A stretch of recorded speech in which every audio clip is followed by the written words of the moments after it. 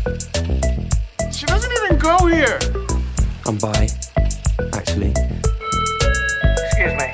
Could the ugly, untalented gays please report to the principal's office? Hi, I'm Kurt Homo, and I'll be auditioning for the role of kicker.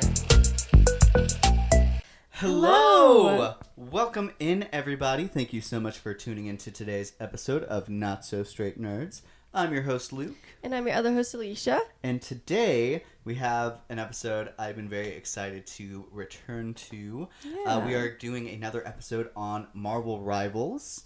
Yeah. Kind of catching up to where we ended the last episode. So this is going to be covering all of the stuff that happened between seasons 2.5 through the very start of season 4. Yeah. So we did do a prior episode on this. You can go and see that. We'll try and link it in the description below for those watching on YouTube. We're not going to recap on a lot of that stuff, so we'll keep it pretty brief for anything that's kind of catching up. So Yeah. if you want to see more information on seasons 0 through 2, go there. Lots of great stuff. Love. Mm-hmm. So, but going straight into this, and I have a whole little slideshow presented for you, Alicia. Yeah. For those who are just tuning in, Marvel Rivals is a show that is on most platforms. I believe it just recently, with season 4, came onto PlayStation, which is another big target audience. Mm-hmm. Your cat's being crazy over I there. know. He's catching my hair. Anyways. Yeah, I feel like this sounds like it's going to be a very visually led video. So just a warning for anyone who doesn't usually watch the video portion that we post. You might need to for this episode, or just be warned you might be out of the loop if you don't play the game and don't know what we're talking about. Sure. So yeah, I don't really play. I don't really do video games all that much. I do The Sims every now and then, and that's about it. Mario Kart, whatever. But yeah, I'm excited. I liked our discussion last time anyways. I think the visuals they have and the creativeness behind this game is still very clever, even though I don't play it myself. So yeah, this is definitely going to be more led by him, because you For know, sure. like, For sure. way more than I do. So Absolutely. that's okay. So picking up where we left off, season 2, the whole theme is that it is the first Hellfire Gala after the Time Stream Entanglement, which, for those who don't know, the Time Stream Entanglement is whenever both Doom and Doom 2099 kind of collapse the universe into itself, and so timelines are everywhere, and everyone's just kind of crisscrossed. The whole point of season 2 is that Doom 2099 tried to erase Ultron from history. Yeah. It didn't work, and then Ultron comes after Doom 2099 while he's at the Hellfire Gala on Krakoa. This was the season that gave us Emma Frost, the White Queen, and with season 2.5, we actually got to play as Ultron. Yeah. And you can go ahead to the first Okay. picture. Oh gosh. Oh, okay. Fun. Hellfire Gala. So he has like a gold outfit. Yes. So you're looking at the Ultron slide? Yes. Yes. So Ultron, the lore behind why he's on the Marvel Rivals roster is that in the first map in season 2, basically the whole thing is trying to prevent Ultron from getting a hold of the not Celestial helmet, the Charles Xavier's helmet that lets him basically telecommunicate to everyone on Earth. Cerebro, the Cerebro helmet. So on Krakoa, the living island and kind of nation for mutants, Yes. the helmet also in the comics, apparently also, this is very accurate, has a different purpose where, while also being able to help the telepathic communicate to a much wider range across the universe, and in this case, multiverse, Yeah.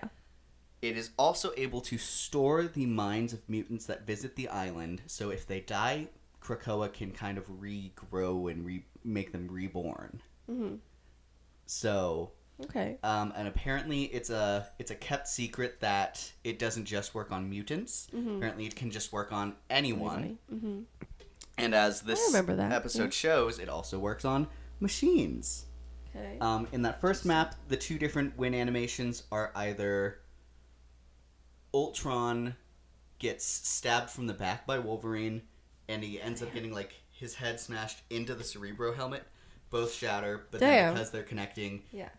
he's able to kind of respawn himself as the Cerebro helmet Ultron, which is that skin you see on the right. Damn. If you can see, there's like the X eyes. That is the Cerebro helmet made into his body.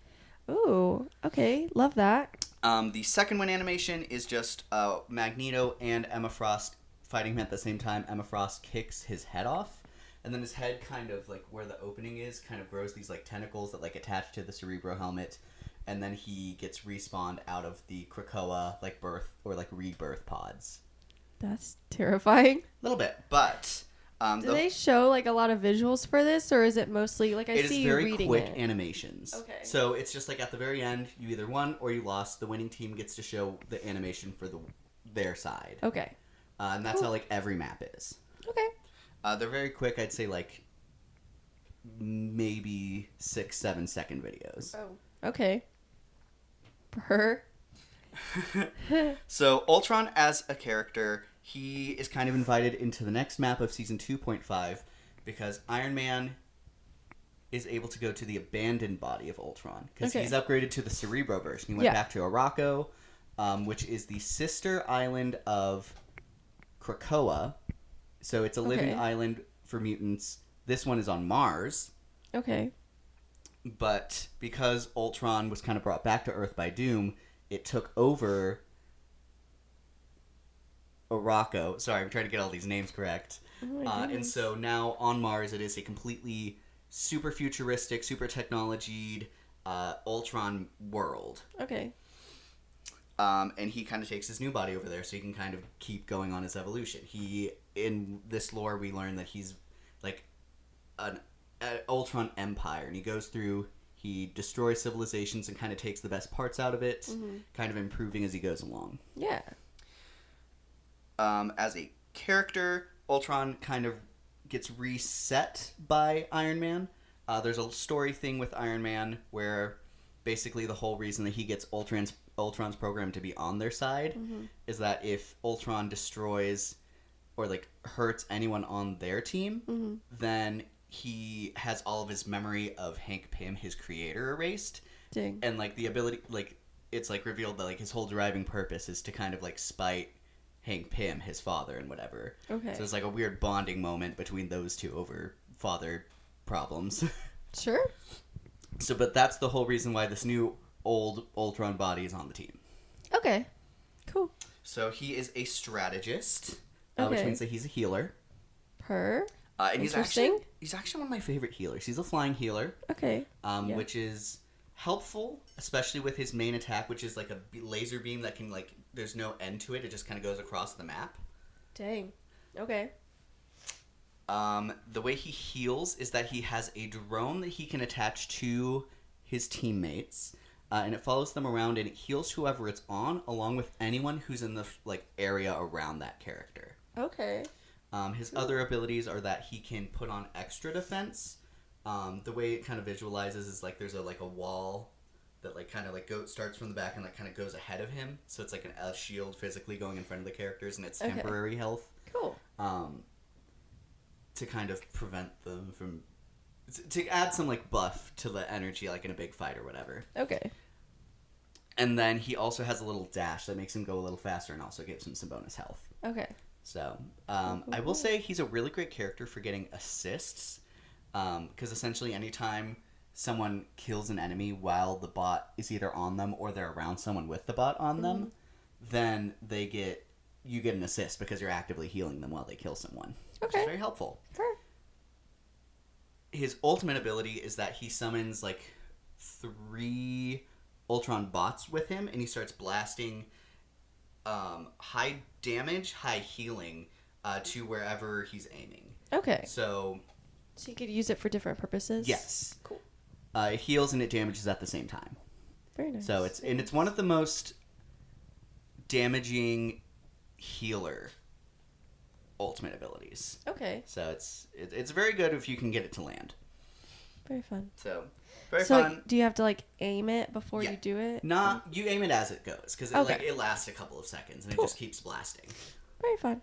I started blasting. Blast. Yeah, I loved Ultron when he first came out. There were some concerns that he was going to be a really weak healer, but when he first started, I loved him. Very fun. I thought he was a very efficient healer, especially for those maps where like your team ends up kind of being really close to each other. Yeah. Like when you're pushing the point forward, and everyone has to be like around the point. He's so helpful.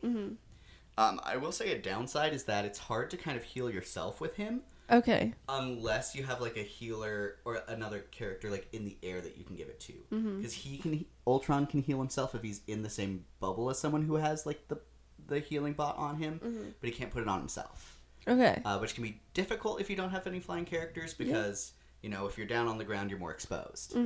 Okay. He really helps with having such a distance weapon, being a distance away from the action to kind of dodge and weave anything that does get thrown his way. So it's very interesting. Next, I want to talk about the map of Arakko. Very fun. Just some pictures I found.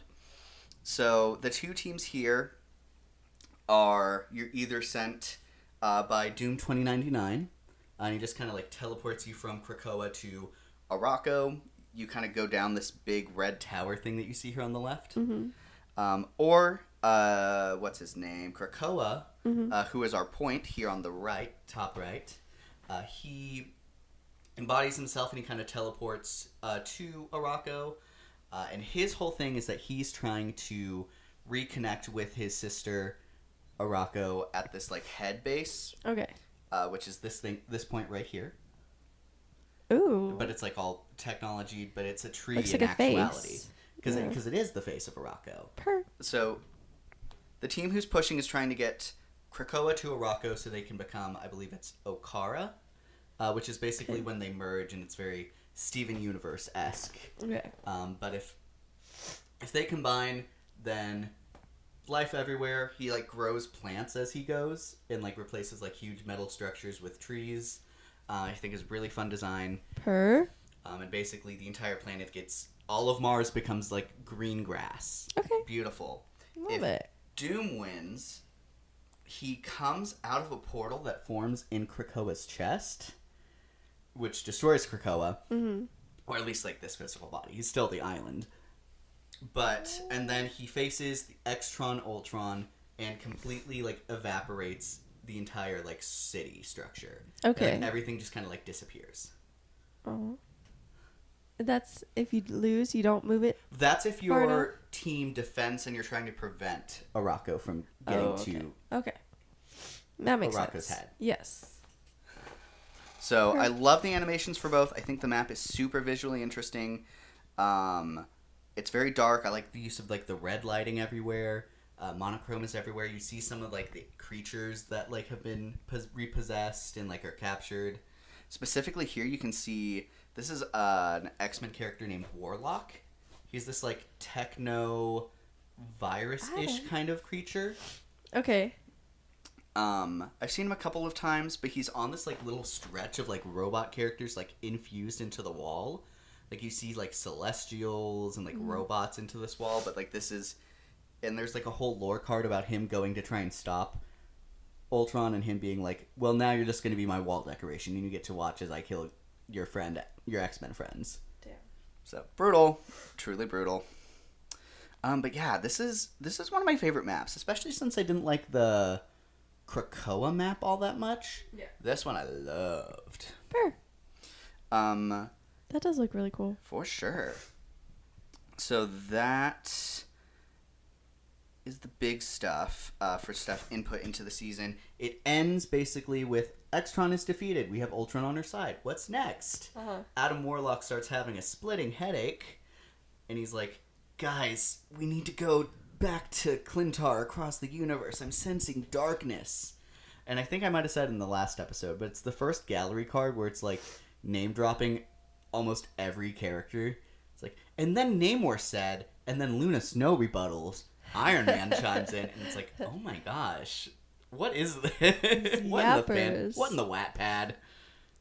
Wattpad? Wattpad? Fake fan.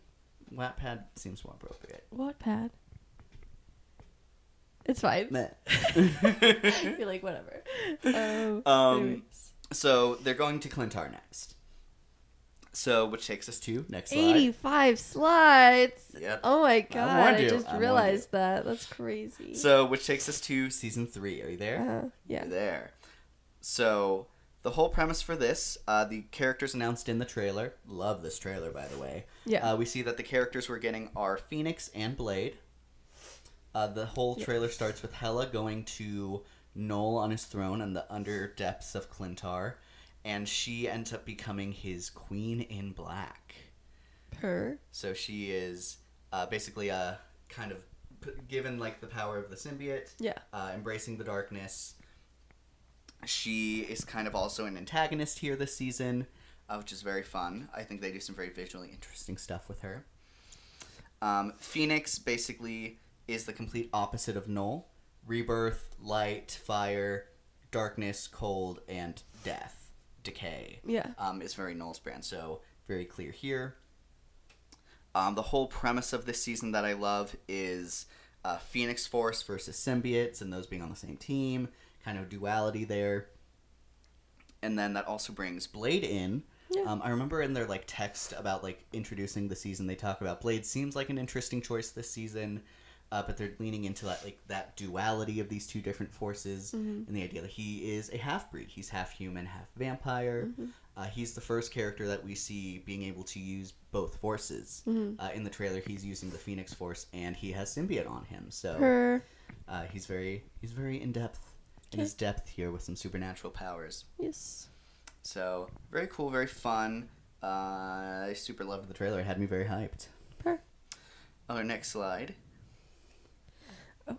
Yep. Here we see Noel. oh. And look at how big that guy is. Oh. Yeah. He do be scary. He huge. I don't know if he's ever been this huge before, but that is massive. Especially Hela compared to him. Yeah. So, basically, as things are wrapping up on Mars with Arakko, Hela's like, but then I was like, why am I working with these people? So then I went to go find the person, because Noel had sent like a symbiote to her planet before to be like kind of a warning to her, and then she was like, hey, you think you're tough shit. And he's like, hey, you want to be my queen? And she's like, oh, okay. Okay. Sure.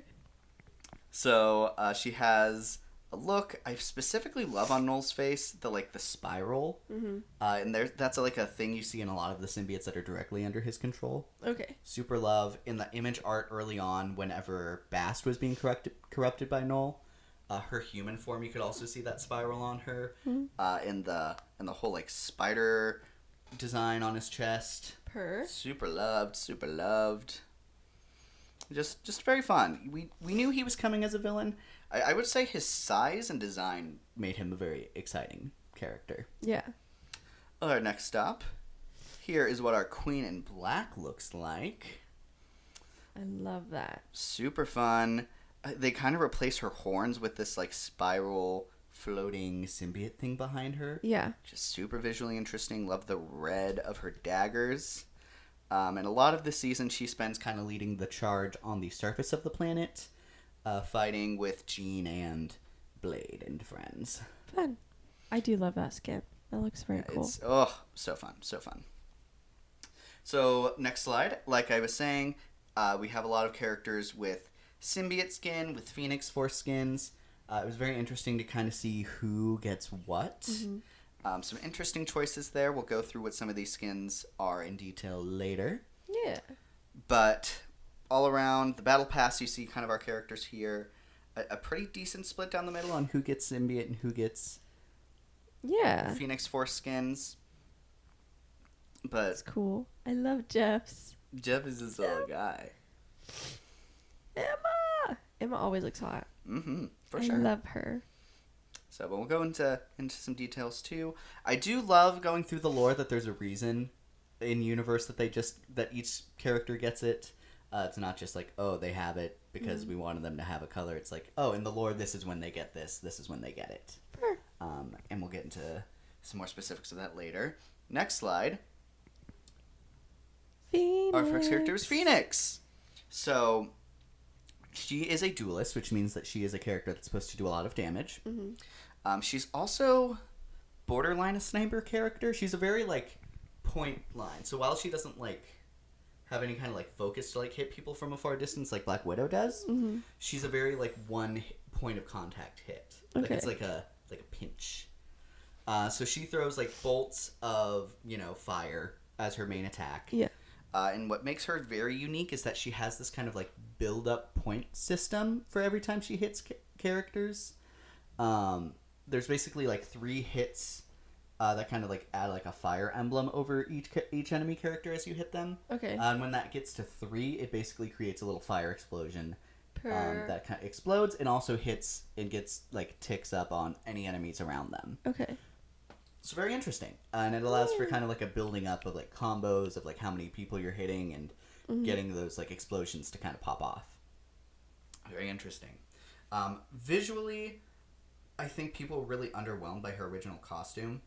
The colors are all there, but the like weird, almost like meteor pattern of it all was off-putting for some people. Okay. I kind of like it. I specifically like in the animation here that third picture in the row where Yeah. it looks red. That's like whenever like the fire's going off and it looks like her like actual comic Phoenix outfit. Yeah. I think that's a fun little touch. It's not there permanently and it's just off-camera stuff, but very fun. They also went ahead and included the Phoenix Force as like a being that kind of follows Phoenix around. That's a comic thing I've heard. Some people were a little confused by it, but I think it's a very visually interesting point to kind of show her stand out. And when they combine, they do some interesting stuff. I think it's fun. Per. I like it. I agree though that I like the third picture the best. Yes. For sure. Some of the abilities she has is she can kind of do like a fire blast line. Yeah. Where it's just like a row of explosions that kind of do huge ticks to Okay. anyone in them. She has the ability to teleport and kind of wherever she was do another mini explosion like that.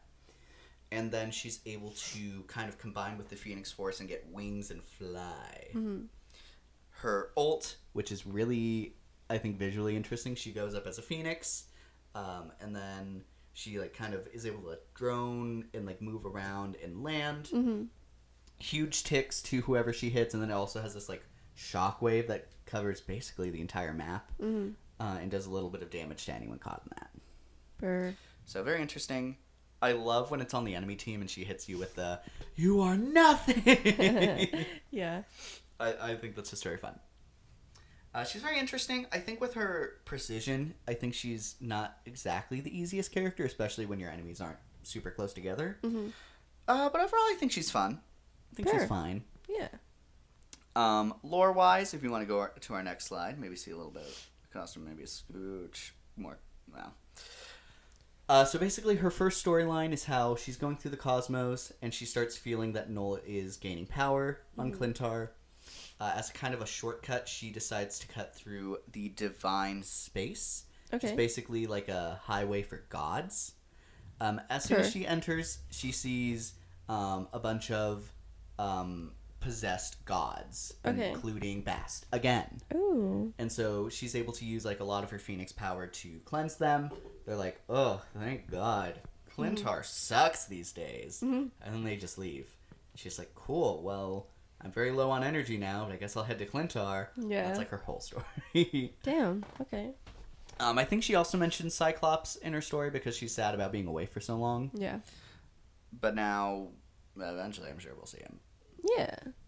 But, so At to some Clintar she point. goes. Sure. Yeah. Lots to go. And that's kind of our introduction to Phoenix. Sure. The new map for the season, if you want to go to the next slide, is the Yeah. Celestial Husk. Okay. And I love this map as well. Ooh. but- Visually stunning. I love that. So after the first map, which is the Clintar map that existed, you're driving like the thing of Null, like the symbiote thing to like some big pit. So whenever the Guardians are escaping that planet, Rocket uses a Necroband to basically teleport their ship and the Celestial Corpse in the sky. Okay. When they do that, they make the Celestial Corpse fall onto the planet. So now basically this entire map is taking place within the corpse of the Celestial. Okay. Cool. This is another Capture the Point map, so it's 3 different maps.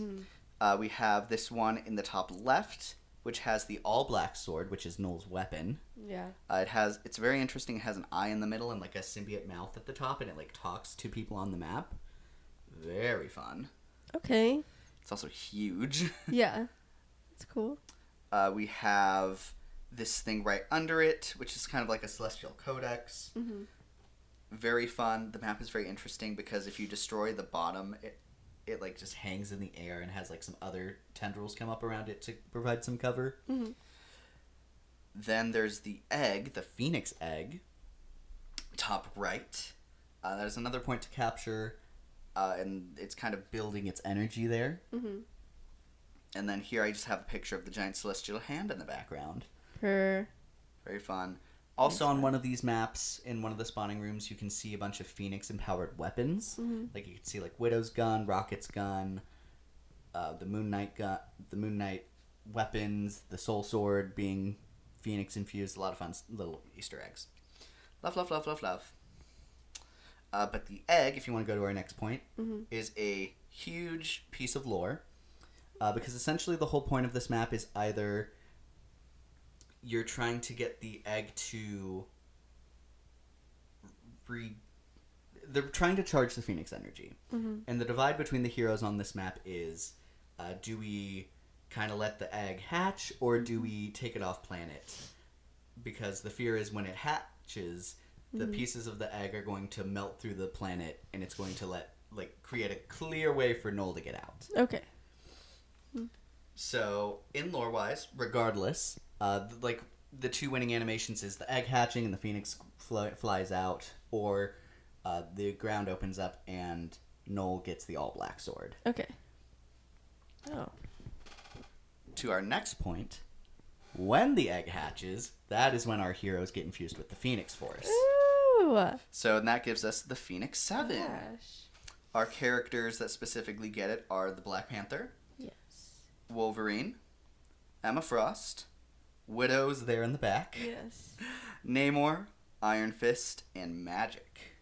I feel like I can't see any part of Magic, even though I saw her. earlier. She's on the right. She's in her demon No, I form. know. I just can't. That's. I don't know. I really I like. have it right here. Yeah. I know. I see it. I'm just saying. I wish I could see her face, but I guess if that's her demon form, that's her face. I really like Emma's. Mhm. Namor, I feel like I'm trying to like, but he's really small. Mhm. But that's okay. Iron Fist might be my favorite, It's actually. very fun. I don't know. if And I then like think it's- his headband flames. I think Yeah. are a really fun detail. That's awesome. Yeah, very fun. So essentially, and there's like a whole lore card where Phoenix is just like, well, crazy that all of these people just have that power now, including Emma, because we hate each other. Oh yeah. Womp womp. Counterpoint to that, our next slide, Okay. is how the team Jeff. gets their symbiotes. That whole point is that Jeff is taking a ride with the Guardians and a couple of other heroes to the planet again. Mm-hmm. As soon as they get down there, they start getting attacked by symbiotes. And Jeff has this little song that he's singing to like the people before they get there. And he starts That's singing what he it. looks like in this picture. And he starts singing it whenever he's like getting attacked by the symbiote, and they're like kind of fighting for control. And the song somehow soothes the symbiote, so they kind of bond, and it makes all of the other symbiotes that are on his other friends chill out as well. So it's like a song of harmony. Oh, I so love now- Jeff. So now it's just a little helpful weapon that they have on their side to be all symbiote infused. That's awesome. Very fun, super cute. However, in that lore card, it does specifically mention Star-Lord and Mantis being there, and they never got any symbiote skins or Phoenix skins. Interesting. I wonder if that's something they could potentially be adding later in the line. Yeah. It's a possibility. I just think it's interesting that they clearly mention it here this season and we don't see it. But whatever. Whatever. Our next point of lore Oh my is goodness. Celestial Iron Man. That looks crazy. That looks like something from the Alien franchise. It does indeed. This skin is labeled the Extremebiot. Okay. Crazy. Sure. We're making up words again. Sure. So essentially this whole lore card that he has is based around him basically plugging into the brain of the dead Celestial, Loki ascending to a new plane of existence as he's able to like comprehend a lot of like his entire history as a Celestial. As he's kind of losing himself there, Adam Warlock appears Okay. in like a weird spiritual form. And it's like, hey, you kind of have to tap out, buddy, because your brain like can't comprehend a Celestial's existence this much. And then the Celestial's like, yeah, get out of my head. And he's like, what? I thought you died years ago. And he's like, I mean, yeah, but also I'm like a god. So can I ever really die? And it's Yeah. like, okay. And then I guess the end result is he gets this skin. I was expecting the Sure. lore card to have some more details on the specifics of this, but I guess that's all we can infuse. I mean, it looks It pretty looks cool. really cool. Yeah. And then it has like the little like white spiral instead of the red one, which I think is Okay. an interesting touch. Yeah. Very interesting. Yeah. There's a lot going on there. I mean, clearly. Yep. Next slide. Okay. One of my favorite lore cards from this season is basically the Dooms just coming to Clintar to be like, okay, cool, they're busy. What can we grab? So the two Dooms, they're feuding. They're still fighting with each other, but Doom 2099 is going after some symbiote energy. And the regular Doom, got a Feather of the Phoenix. Okay. So some very powerful energies that they're getting. I think it's very fun to have both of them get some opposing power to each other. Very fun. Yeah. And then I think with that lore card, Reed is giving him a message that's like, Doom, you're not helpful, and you know what? Screw you for that one. Well. Going on to season 3.5, we got Blade. Blade. So he was on the map, and he was like mentioned a lot in the lore of season 1, which was the Dracula attack and the Empire of Eternal Night. Dracula captures him because he's one of the few threats to Dracula's existence in New York. Yeah. He's on the map. He was in season 1. He was like Okay. being drained of blood in like a little ritual thing. Yeah. After that season ends, he's napping in Wakanda, in Shuri's bed, where we can see him there, just chilling. Yeah. Okay. Bringing us into this season, like I said, they talk a lot about him leading the fight on the surface, specifically against Hela. And after season 1, he also has Dracula's sword, Okay. which is a huge piece of, he won, he's good Dracula, yay. He looks cool. I think he's fun. I think it's... People, I think, are a little torn on him, because I think he is one of the characters that fell out of, like, people automatically locking into him one of the quickest. Okay. So he is also a damage character. Okay. So a duelist. He's able to switch between a shotgun and his sword. Okay. The shotgun, I think, is fine. It doesn't do scatter damage. It does like a concentrated shot. Yeah. And that has some good range to it, as Okay. opposed to his blade, which is very fun. Okay. With the sword, his abilities allow him to... He has a block that, like, when he gets, like, a certain amount of damage, he can, like, build up some, like, shield with it, Okay. which is very helpful for close combat. And then he's able to charge forward with it. And if he, like, hits a character, he does this, like, spin move on them that, like, does rapid damage, which is also very helpful. Cool. And then he's able to go into this, like, blood drain mode. Mm-hmm. So the point of that is that he's supposed to be able to heal himself as he damages enemies. Okay. Which, especially with, like, that spin move, very helpful. It lets him move a little faster. Yeah. The counterpoint to it is that while you have that activated, you have a huge health reduction. Like, not health reduction, healing reduction. Okay. So when other healers hit you, it's less effective than if you're out of that mode. Okay. The point being, like, when you're in this mode, you're about to damage people and get a lot of health from that. Yeah. Okay. So it's not... Sure. It's a way to prevent you from just being unkillable. Mm-hmm. Okay. The ultimate ability is that he basically unsheaths Dracula's sword, dashes forward a piece, and you see just a bunch of blade slashes happening over an area. It's supposed to do a lot of damage to anyone in that area over time. Yeah. Mm-hmm. And you hear the, like, original Blade movie music of, like, the opening, like, rave scene. Cool. Very fun little detail. Okay. But I think he's very fun. I played a lot of him recently. And sometimes it sucks when, like, it really sucks for him when when the opposing team is really spread out. Uh-huh. If you can get them in, like, a group, I've found that he works a little better. Okay. Good to know. So, but that's Blade. And if you see him down in the corner, you see his Polarity skin where he has the Phoenix Force and a symbiote little armor suit. Per. Very fun, very fun.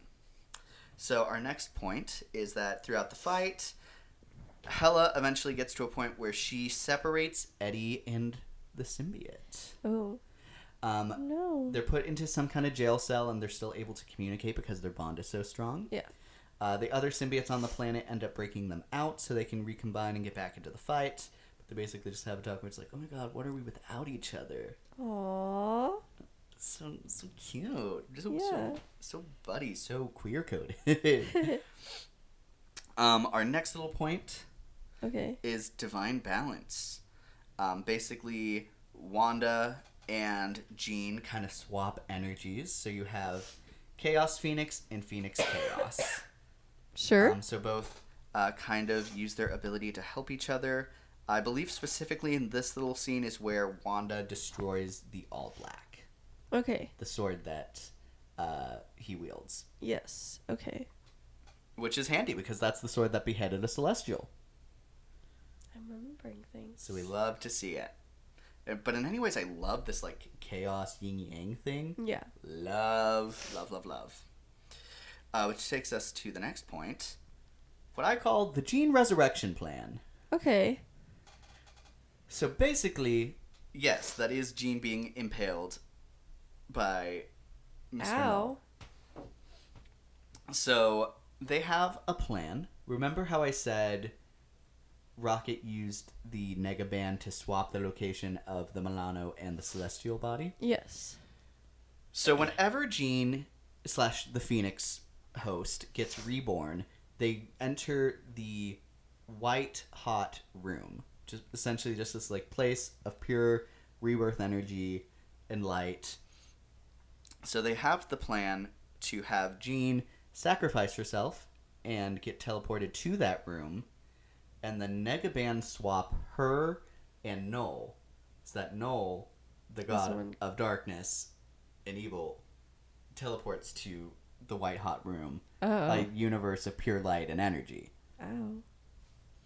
Bad for him, I'm guessing. Very bad for him. Bad for him. Cool. So, and Good plan. on the new map, that is one of the win animations. You see them swap between those two places, and Null starts eviscerating, Okay. and Jean's just falling. She's like, "Hey, I'm back." Hey. So, very great, very creative plan. Gotta say, Rocket. Yeah. Our next thing, another part of the whole finale is that. Ooh. Yep. Basically, after they get out of their cell, Venom and Eddie look for a piece of the Phoenix egg. Okay. And they get some Phoenix Force energy. They also go ahead and pick up Dracula's sword infused with the Phoenix energy, and they go directly for Null. Because Okay. they got a lot of beef. I mean, yeah. Our next point is the map that has a lot of this kind of involved in it. I could not for the life of me find some great pictures of this online. But it's a very big space. It's also a very new type of map called Resource Rumble. So it's very similar to the Capture the Point maps. But this time, it's one huge map with 3 different points, and there's like a different order that they just open in. Okay. And so, unlike trying to capture the whole point, basically each point has an amount of resource that it can give to whoever has the point. Okay. And essentially, you're trying to get to 200 points. Thank There you you. go, there you I'm go. fighting for my life right now. To 200 points. And then the last point, you just steal from the other team's energy. So it feels maybe a little needlessly complicated, I think, for the rest of its modes. But whatever. It's very wide. It's underground, so they have some very wide like chasm shots in the distance. They have like a decaying panther goddess. Yeah, I which saw think that. is a That very looked fun little cool. thing. There's 2 different points. One's like this huge Hela throne, where it's like this huge like mountain of like skeletons Ooh. and like bones. which is fun. Right. Hela's not there because she can be on the map.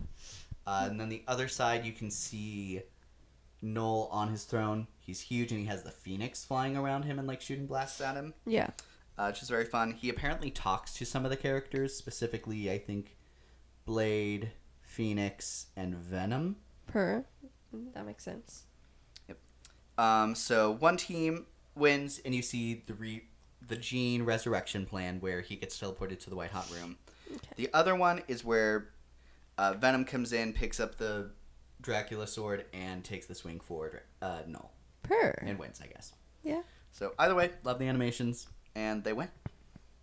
But also, I hate this map. Oh. It is so big, and like there's not a lot of detail on the actual map itself. It's just a Okay. lot of interesting stuff, either like right at the end of the spawn room or in the distance. Okay.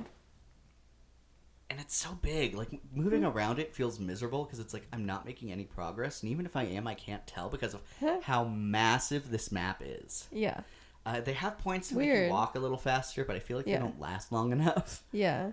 It's so weird. So weird.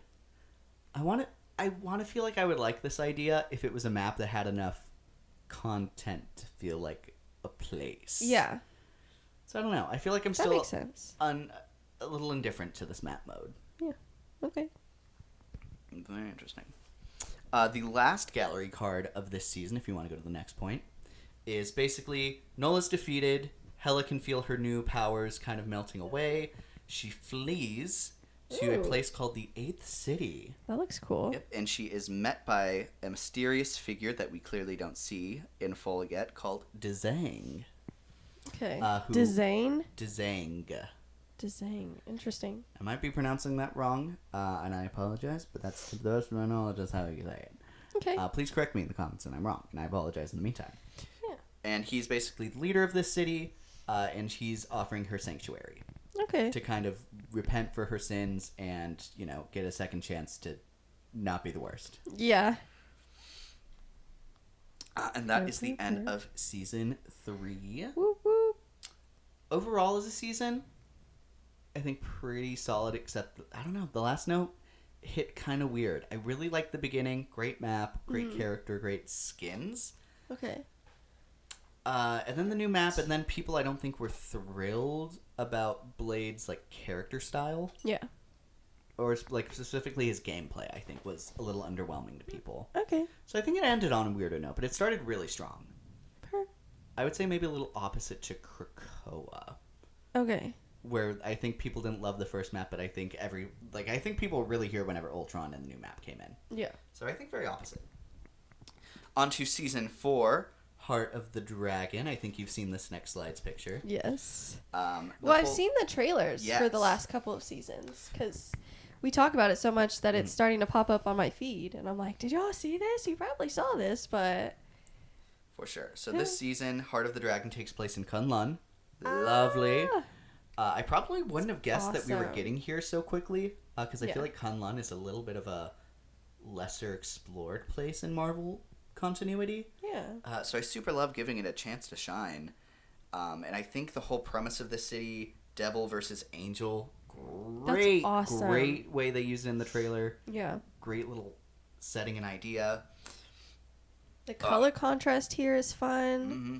The visuals on Daredevil look insane. I'm super excited. The build of Angela and going so hard into that huge bulky woman. Mm-hmm. Oh my god.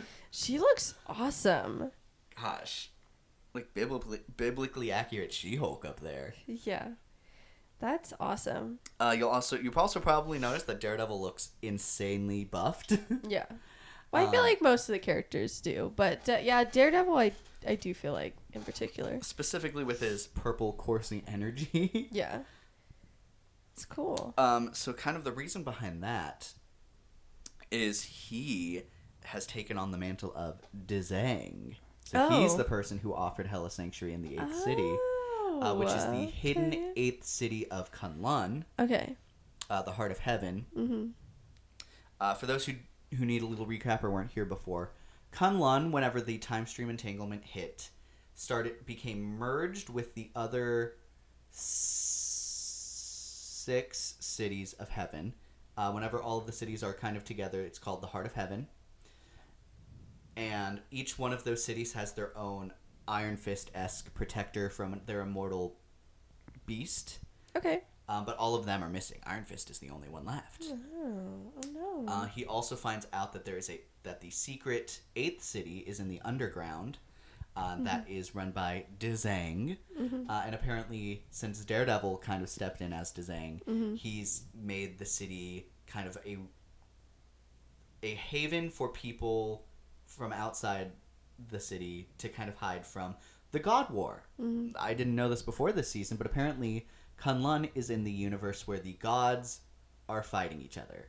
Okay. That's Apocalypse, that's Limbo's universe where the demons are fighting. Apparently that is where Heaven, where Hela comes from, was transported to. Very interesting. This is like the universe I've seen. This is also, I think, where Wanda comes from. Okay. This universe. So some very interesting stuff. And I can't wait to see a little bit more of it. But yeah, super cool. Bring all these cities together. A lot of different, I think, designs and things you can do with it. All of the beasts are here. Getting to explore those are very interesting. And we learn, because originally I had the idea that Angela was here to seek revenge on Hela for like the Null thing. Okay. Untrue. If you want to hop to our next slide as I'm talking about Angela. Yeah. Turns out Angela got her baby sister stolen by Hela right before the time stream entanglement. And through some way or another, she's ended up in Kunlun. Okay. I I do love that, because I feel like I think I had heard of her, but I looked her up when this trailer came out to read more about her, and I think that's fun that this game, even though I don't play it, I still like it's introducing me to all these characters, and I think that's just really fun because it makes me excited to potentially see these people in Marvel content, whether animated or live action someday. Sure. So, And Angela as a character has had a really weird history with Marvel. yeah, because it used to not be totally owned by them. Well, right? originally she wasn't made by Marvel. Yeah, she yeah. was like acquired and then looped into Thor's universe. Yeah. So it's very interesting to see her That's evolution. very cool. Basically, her whole lore as a character is that she was born. She's Odin and Frigga's daughter. She was stolen by the angels of heaven Yes. and raised there. She became their best warrior, and she's also now they're like the Hand of Heaven. Is like her title. She eventually finds out that she's Thor's brother and Odin's son, but she's still sister, right? Whoa. But she's still immensely loyal to Heaven. Her. She looks so cool. I can't get over it. Yeah. It's crazy what a really well executed design can do for like hype around a character. So I agree. With her, let me check my lore because there's a lot going on with her specifically. So she's after her younger sister, Lausa. Okay. So in her lore card, basically right before the time string entanglement happens, Hela she's like outside of the city of heaven to show her like the beauty of life or whatever, and Hela's crows take her away. Oh, no. Literally right after that, the time string entanglement happens, and she's pushed into a new universe with the rest of heaven. No. Into the battle of gods and demons. Oh, So she has to. No. So her and the other angels have to fight in that. She just had, a horrible week. Yeah. And then the Queen of Heaven apparently dies in the battle, and Damn. she is now the Queen of Heaven. Okay. She eventually, at some point, decides to be like, okay, this water battle's gonna go on forever. I gotta find my sister. And she meets Magic, who is able to open up portals to the other 3 universes that we know of, the other timelines. Okay. So basically, she opens it up for Angel to go back to where Heaven originally was in the 10 realms. And she goes on kind of a 10 realms world tour. She literally like name drops each different place. Okay. So she goes first to Yigsgard, which is the Tree of Life infused Asgard, where Loki is now king. Okay. No one's there because the battle already happened there, and whatever. She goes to. I want to say next she goes to Midgard, and she's there like right as the heroes are fighting in New York against Dracula. Okay. And she's like, okay, I can't go down there, or else I'll have to get involved, and I have my own stuff going on, which I think is very funny. Fair enough. She then goes to find Frigga, which is Odin's mother, and she's like, hey, mom, birth mom, Odin's mother. Thor's mom. Yeah. Yes. I was Odin's like, wait, no. She is mother. And she's like, hey, do you know where my sister is? And she's like, I don't know. Let me go talk with the other witches. And then she leaves. It's like that for like every realm. She's like, hey, character that we know from this universe, have you seen my sister? No. I don't know. Let me go see. Okay, bye. She's just on like, let me transfer you to this department. Let me transfer you to this She goes department. to Muspelheim and talks to the daughter of Surtur, the giant from Ragnarok. She goes to Jotunheim, which is the frost giant realm. Yeah. Talks to King Laufey. He hasn't seen anything. Yeah. Goes to Nidavellir. Talks to Eitri, the dwarf. Mm-hmm. Nothing. But apparently he's like, hey, do you want a weapon? And she's like, no. Just take it, babe. She goes to Alfheim. And meets apparently the Light Elves in Fae. Okay. Not super familiar. I think that might be where Fandral is from, but haven't heard a lot about that realm. Then she goes to Svartalfheim, which is where the Dark Elves come from, and talks about fighting with Malekith. That's a name. Yeah. Malekith, the villain from Dark World, Thor: The Dark World. Oh, okay. Mm-hmm. And he's like, I don't know, man. They're like, we got bigger things to think about. Goes to a play. No, he tells Angela about Nidhogg the Black Dragon that apparently Lausa has the ability to control, and it is a dragon that crawls around in the roots of the World Tree, which is now under Yggdrasil. Yeah. So she goes there, no dragon, but so meaning that someone moved it. Mm-hmm. Looking at you, Hela. Where's that dragon? But she does find Odin's raven, who tells her to that, hey, Hela was here, stuff's crazy, go check her realm. Mm-hmm. So, on this world tour, she goes to Niflheim, and runs into a mystic warrior with a glowing yellow hand. Oh. But a dead one. Oh. So Okay. it turns out, and I knew that what's his name? I'm not sure. A little bit. Lin Lu, I think, is his name. The new Iron Fist. I guess I never questioned what happened to Danny Rand after he took on the mantle. Okay. At least in Marvel Rivals, apparently he's dead. Damn. Don't know why. He ended up in hell. But he's like, hey, you're looking for Hela? Yeah, she's probably in Kunlun right now. Here, follow this chi of Kunlun that I have, and it'll take you straight there. Mm-hmm. And then a Valkyrie comes by to pick him up and take him to Valhalla, King. And then he name drops like, hey, by the way, if you see someone named Luke, tell him I say hi and bye. Just like, me? no, well, I know. be better. I was trying to be nice to you. Don't be nice to me. His name Ever. is Luke, guys. If, you know what? If this is the first video you've seen and you didn't pay attention to the start of the video, his name is Luke. So I was trying to be funny. He's trying to call me mean. So, but yeah, finding out that Danny is dead is a big shock to me. Yeah? I mean, at least they still have an Iron Fist. It's just a different version. Yeah. So, yeah.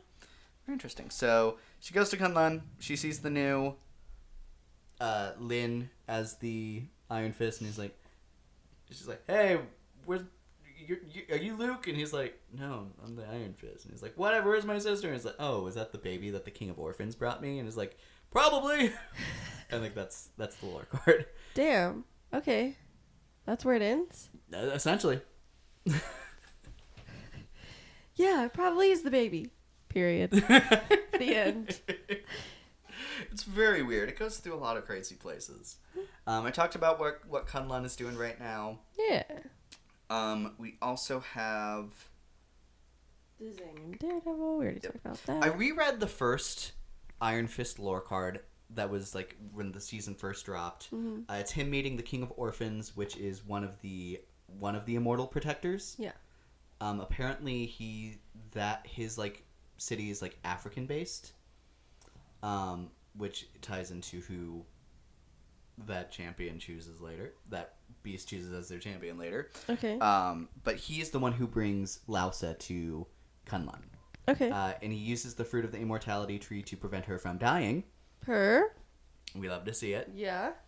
And then that's where he meets Dzang, who we don't know at that point is Daredevil. Yeah. And Okay. he's like, hey, this place used to suck. It'd be an underworld city. Now it's just kind of a place for people who don't have... for people displaced by the time entanglement and the god and demon war. So we want to officially be a part of the city of heaven. The heart of heaven. So be cool, Iron Fist. Mm-hmm. He's Let like, us in. cool. Okay. He's like, sure. Also in that, for the life of me, I remember someone name dropping a jade giant guarding the door to nuclear purgatory. I couldn't remember what lore that was in. It was in this one. So, and I think that's referencing She-Hulk.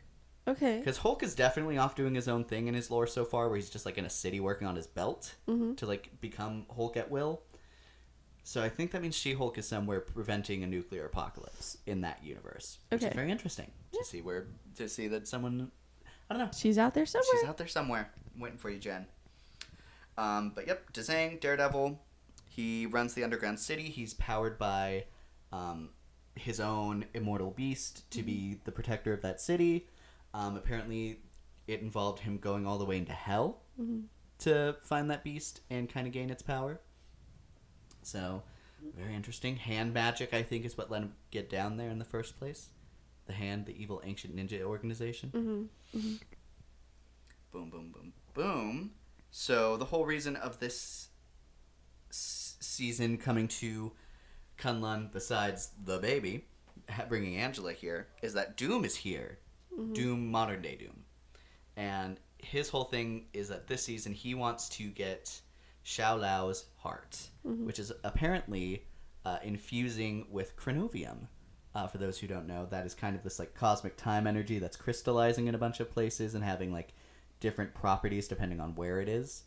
Vibranium in Wakanda's empire, in the Empire of Eternal Night, it was like blood Chronovium, stuff like that. And now it's Chi Chronovium because it's being fueled by the Chi and heart of Xiao Lao, the immortal dragon. So, Doom comes wanting to take that. And how is he going to get the power from the Dragon of Xiao Lao? How? Well, Tell me more. I'll tell you more. Xiao Lao, he be napping. After the time stream entanglement hit, apparently it trapped napping. him somewhere out of time, so he just asleep. And they'd be like, He Xiao Lao, just no. He do be eeping. He be napping. So the entire first map of this season is basically in Kunlun. I think it is beautiful. It is gorgeous. The baby is there in a little like green protection bubble. You see like things on the wall of the immortal beast and like paintings of that. You can see some art of the first Avengers team from like 5000 BC. Okay. And I love that little lore drop. That has like the first Iron Fist, which is why it's here in Kunlun. The first Black Panther. The first Agamotto, the first Sorcerer Supreme, as in the Eye of. The first... what's his name? The first Phoenix, Odin, when he wielded Mjolnir. And the first Ghost Rider, who wrote a flaming woolly mammoth. Purr. I love that. Super cool, super fun little ensemble. But very fun, very lively. The moving point is the talisman of Xiao, or the tablet of Xiao Lao, but it's like this walking like dragon turtle with a pillar on him. Very little fun. And you're basically just walking him up to the giant sleeping dragon, which you can see on the entire map. He's huge. And then like in the distance, you can see like some of the other beasts off on like cliff sides, just kind of watching. Super gorgeous, super beautiful. A lot of flowing water. They have some like cloud elements that like you can like go in and hide. If you shoot through it, it like creates openings in it. Super interesting. Oh, it's super fun. But basically, you're either trying to wake up Xiao Lao in the map, or you're trying to let Doom take his heart while he's Okay. asleep. Lore-wise, he wakes up.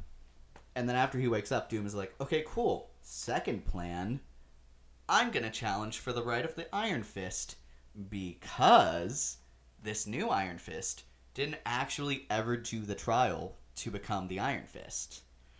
His lore was in a fight that he was fighting as the Swordmaster, his identity before he became the Iron Fist. He kind of washed up after his blade shattered onto the beaches of Kunlun, and Xiao Lao was like, hey, that guy can fight. Let's let him be the Iron Fist. So he's able to officially challenge to become the immortal Iron Fist. Crazy. Cool. Xiao Lao is like, cool. Well, since all of the cities are together, which typically happens every 88 years apparently, Yeah. and every 88 years the cities all come together, this like battle over which protector's like the best, Okay. which fun. Because you're invoking this challenge while the cities are all together, all of the other Immortal Beast champions are allowed to offer a chance to get the Iron Fist ability.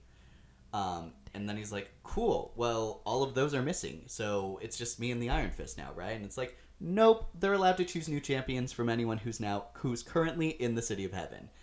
You mean the place where all of like the multiverse's greatest fighters are right now? And they're like, yep. So Damn.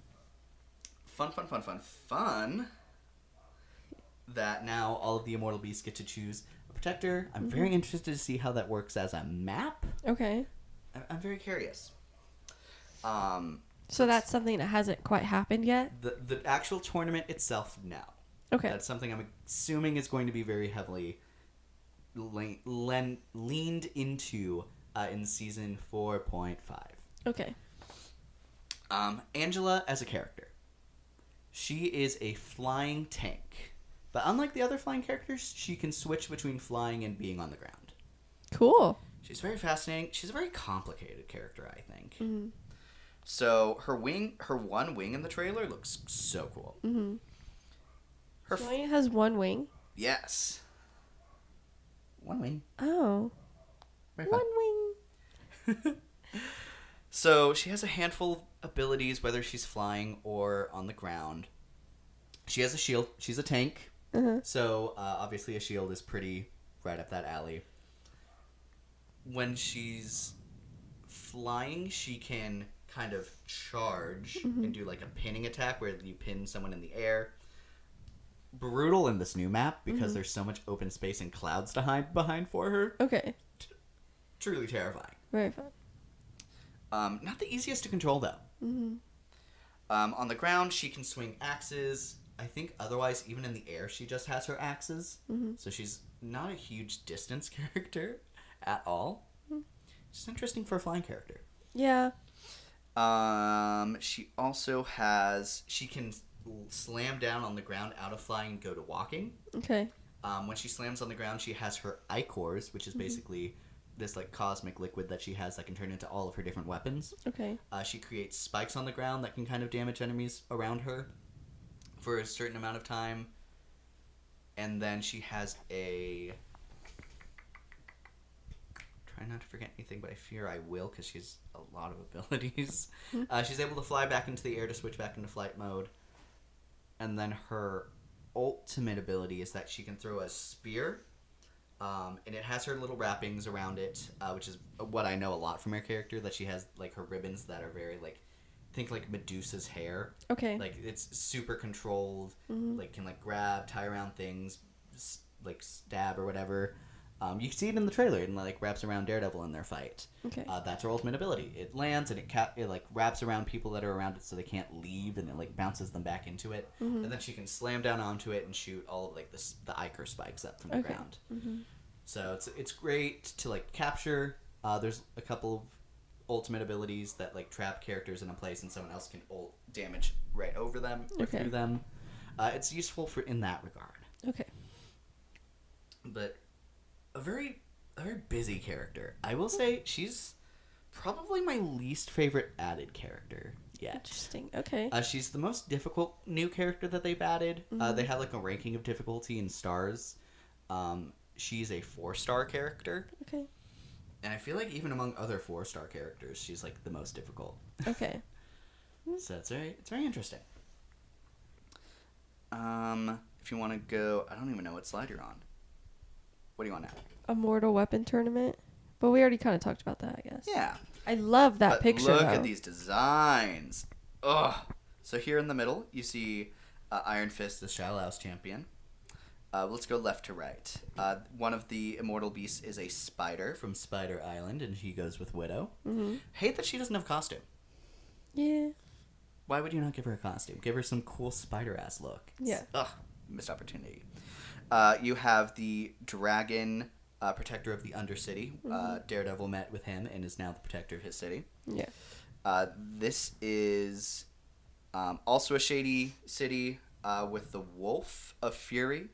I think Wolverine is a great pick here. Mm-hmm. The Vermilion Bird. He's apparently very passive and kind of manipulative. Originally, his first pick was Invisible Woman, Okay. but he ends up going with Loki instead. Okay. Which surprises a lot of people. Angela ends up becoming the immortal weapon for the Tiger of Tiger Island. Mm-hmm. The King of Orphans is typically the next one. Mm-hmm. Like I said, he comes, I believe his city is from Africa, Mm-hmm. because they talk about how apparently the tribes that Storm met in her time in Africa really liked her because the immortal weapon of that city chose her. Who? The immortal weapon, I forget his name, but he's like, they call him like a lion unicorn. Wait, who's the one by Angela? This one? No, the one to the left of that. That one. That is Angela. What's the yellow one then? Iron Fist. What? That looks so much like Angela. That's crazy. Well, he's yellow, not orange. Well, what can you do? I don't know. I will say this Okay. does not look a lot like Angela. A lot of people Yeah. were thinking that was like Bucky or something at first. I don't know who I thought that was going to be, but not Angela. It That doesn't would- not even immediately my look like guess. her. But then the next one is Storm, and I think she looks great. She looks awesome. And Yeah. then Groot is apparently this next one. It's like a dragon turtle, and it's very green and very luscious, so very Groot. Yeah. Once again, absolutely. missed opportunity. Why does he not have a skin? I'll never know. Our next slide specifically talks about Phoenix Loki and the deal that he struck with Doom. That outfit is awesome. It is great. Oh my god. So, like I said, Doom is the one who initiated this challenge. Mm-hmm. Where is he? So, basically, since the champions get to pick, like the Immortal Beasts get to choose their champions, yeah. no one picked Doom. But Yeah. he said, "Hey Loki, if I can, I know these Fantastic Four punks, and if I can get Invisible Woman to drop out of the competition, you think you could put in a good word with the Vermilion Bird?" And he was like, "You know what? What's in it for me?" He's like, "Hey, remember last season when I got this Phoenix feather? You want that?" Mm-hmm. And apparently Loki is very interested in using it to write himself to become the god of stories, Okay. Yeah. which is something we see even in like the Loki show. Yeah. It's awesome. So he's like, "Okay, deal." And then he goes to the Vermilion Bird and he's like, "Hey, I feel like we have a lot in common. Can I be your champion?" And he's like, "Well, what's in it for me?" And he says, "Okay, what if I give you this feather if I win?" Mm-hmm. And he pulls out one of Odin's crow's feathers, and then uses like a Muspelheim, the fire realm, Yeah. to like make it look like the phoenix feather. And he's like, "I'll give you this if we win." Uh-oh. And he's like, "Deal, you're my Damn. champion." So he's lying to one of the immortal beasts, and he's the deal is that he will give Doom Bold. the heart if he wins. So Damn.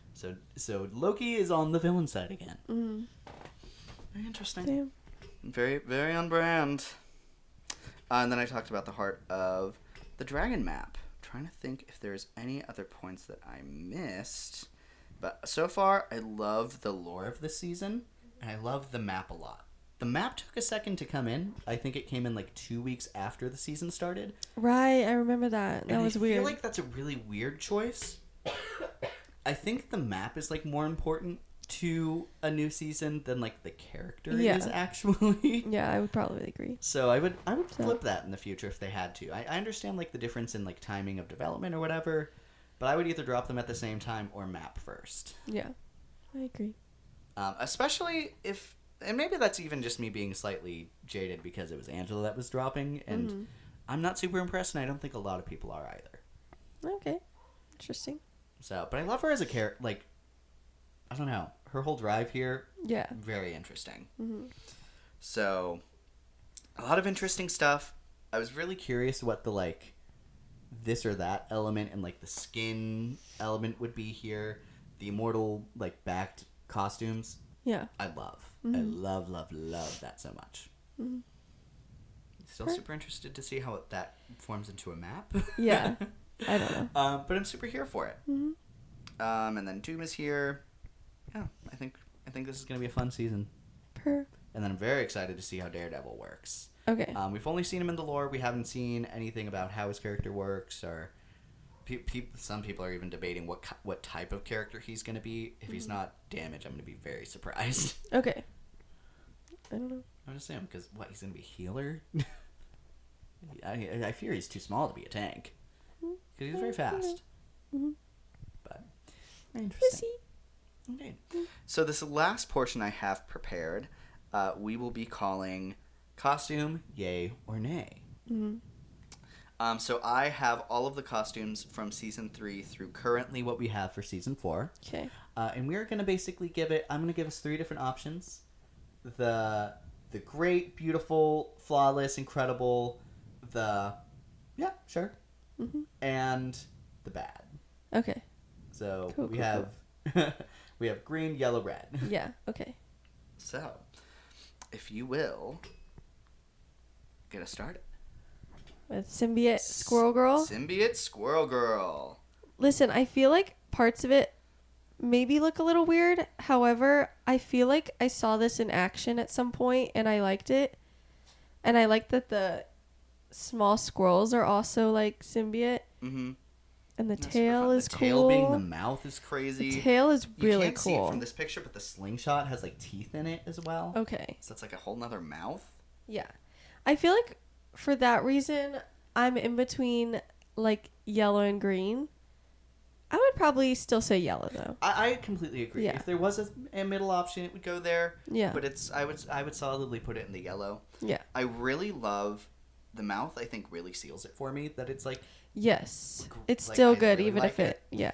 I remember there was a tweet right before it came out, like when people were just seeing like very small glimpses of these skins. I was like, Yeah. is there a lore reason why female symbiotes don't have mouths, or is that just like a weird design thing? And then they yeah. like revealed the full picture, and she's like, oh, never mind. You're like, my bad, my bad. But no, I completely agree. I think yellow for sure. Yeah. Our next one, Huh. Golden Panther. You know? I don't And right now we're in the battle pass for season 3 skins. So You this is know- all the stuff in the order that you can get them in the battle pass. I don't know if this is a hot take, but I'm gonna say this is bad. It is not a hot take. People hate the skin. Okay, good. I also Because hate it. he also has such amazing skins that this one is just so underwhelming. And it is just a recolor. Every now and then, I think like every season so far, there's been 2 just recolor skins in the battle pass. Yeah, and that's And I will say there's another recolor in this battle pass, and they at least give a lore reason for why he looks that way, which I'll remind you of, but not one for Panther. So he's just here. Okay. now is this Wolverine?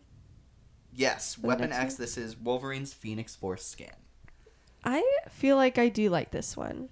Something you can't tell from this picture is that his blades fire, like they are on fire, which I think great touch.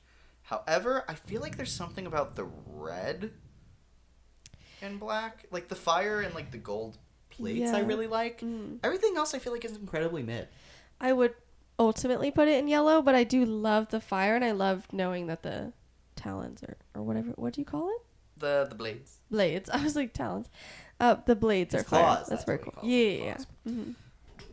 But yeah, overall, I feel like they could do more. I feel yellow. Yeah.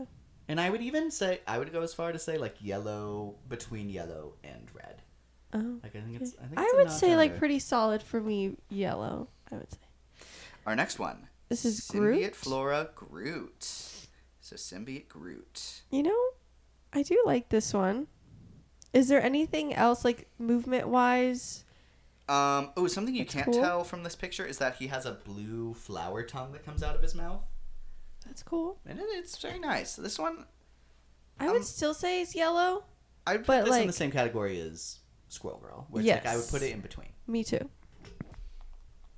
Our next one, we have Ooh, Phoenix King. I have to give this to green. I think I do love this. I do like this one a lot. The This is flaming what I saw wings, earlier. Although, something to consider, people were upset that he wasn't showing his midriff like he does in the comics. Oh, that is a little disappointing. Interesting. That seems like a weird choice as well. There is some conversation about, because people, to varying degrees of sincerity, call Marvel Rivals a Gooner game. And the Okay. idea that it just has insanely hot characters. But Okay. people have been, I think, very validly pointing out that the women are showing much more skin than most of the males, especially in Yeah. opportunities. Like, they have the Weapon X program Wolverine, where he's, like, escaped from his, like, initial, like, experimentation, Mm-hmm. and he's supposed to be wearing basically nothing but a Speedo. Yeah. And they give him, like, basically, like, shorts to his knees. And people are like, this was your opportunity to prove equality here. Yeah. Yeah. And this is another opportunity where I'm like, Namor is, like, a slutty character. Yeah. That's weird. I would still put it in green, but I do think that's a good thing to point it out. For sure. Yeah. And And that, I think the midriff might have made it like a for sure 10 out of 10 versus like maybe 9 out of 10. I'll agree. I agree with you. Actually, I'm going to decrease it a little bit because in all of his costumes, he still has, like, the same... I'm going to go yellow, but, like, Okay. in between green and yellow. Because Okay. also, I wish they changed his trident Trident? more. It's, like, the same thing, just recolored in, like, almost all of his skins except for his MCU skin. Okay. Now Next we're in up. the Adam Warlock. King in white.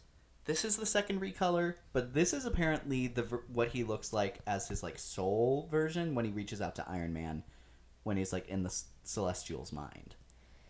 You know, for some reason, I don't hate this one. Maybe because his hair is the same color, so it maybe looks a little more coordinated and a little less lazy. I still think it's pretty simple. It's still a red for me, but it's, like, a notch above the Black Panther one. Yeah, maybe I would put it like the in-between yellow and red. Yeah. Next up, a classic. You can't see it here for whatever reason, but this is the black suit Spider-Man. Yeah. Classic. Yeah, and this is his MVP, and it's copying his look from the iconic Secret Wars title, where he gets reunited with his black suit. Okay. I mean, it's a classic, so it's hard to be like super wowed by it because we've seen it before. Mhm. But I feel like I would still put it in green just because I do think it's a good adaptation of what was already there. I like the texture of it. Like, it's Yeah. not like the smooth version like you see a lot of the times, and like from the original. I like the details and like the The legs are patterning of cool. it. Whatever's Like, the happening there, the eyes being all, like, dripping. Yeah, faded out. I think Very that's fun. fun. I would agree green. Ah! Next up, we have Diamond I Phoenix. love Emma Frost. Oh my Look God. at her. Look at that curl. I have to go green. It's a green for I me think as this well. is the highest so far, I will say. I love her hair. I love the fit. The girls are girling. Yeah. It's serving. It's serving. The girls are girling, the thighs are thighin', like, no complaints. Yeah, everyone's peeking. The girls and the thighs are peeking. Period. Symbiote Raccoon. I like this one a lot as well. I do too. If you can see here, it's like The- the mouth is like around the head. Also on the jetpack, you can't see it, but both like openings to his jetpacks are also mouths. Cool. And then there's teeth at the end of his gun here that kind of like come. You can't see them great in this picture, Mm-hmm. but it's like there's a mouth on his gun as well. I I feel love like this I one. want to This say is a green. green for me. Yeah, me This too. is aggressively This is green really as well. cool.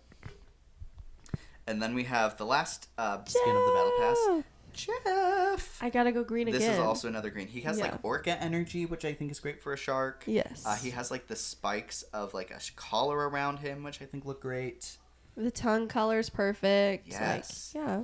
So great, so fun, so green. These next two are skins that were released before this season came out, but are clearly leading up to it. Yeah. So first we have Clapton Clintar.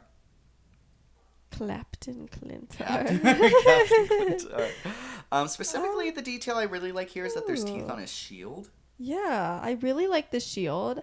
I like the star that's not Off-center. fully. Yeah. I love that detail. I feel like I want to give this to green. Yeah, I think this is a solid green skin for me. No complaints. Next up, we have Phoenix Ooh. Knight. See, again, I do wish there was more fire, especially on the cape. Mhm. Is there that we're missing? It might blaze a little bit, but it's not anything aggressive. I still feel like I want to put it in green, This but one maybe gets like to a that middle. in-between. Yes. Between yellow and green. for me Because as it well. needs more fire, but I don't mind the red on this one Mhm. as much as the other one. Yeah, and this was our first skin of these last two were our first skins in this like series that they were having. Yeah. And like I don't think in the lore either have like are like mentioned as having these skins. So I think these are kind of like their own thing, but Okay. I think worth mentioning. Per- Next up, we're going into our mini battle pass Summer. skins. Okay. So these are all the mini battle pass earnable stuff throughout the battle passes. So first up, Luna Snow's cool summer skin. That looks pretty awesome. I love it. It's Me too. It's a green for me. Yeah, me too. Next up, we have Symbiote Storm. Ooh, I fear this is also a green for me. I The think. hair is a little big, I think. Oh, but Storm it's But- very accurate for Storm to have huge Yeah. But I love the cape or whatever is happening here. Mm-hmm. I I love that it like looks like a giant like open mouth. Like it's giving like Yeah. Venus flytrap. Mm-hmm. I do like it. Yeah, know. I like Yeah. it. And then like the little Sure. thunderbolt eyebrows that she has. Mm-hmm.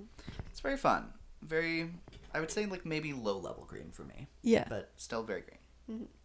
Next up, we have Sunshine Thing, or as some people like to call it, Thong. You know, I like it. I think it's, it may be a little simple, I don't know, but I do really love the lay. I don't know. It's simple but good. For sure. I would say solid. Yeah. Yeah, I would say, I guess yellow then. yeah, yellow. Yeah. Next up, we have Worthy Waves. Interesting. So some details, just to point out. This is Thor, and we have a little Mjolnir hammer on necklace.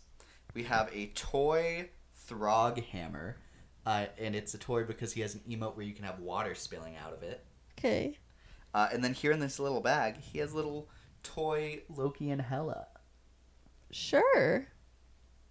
I don't know. I feel like this is probably yellow for me. Interesting. I would say it's like an in-between between green and yellow for me.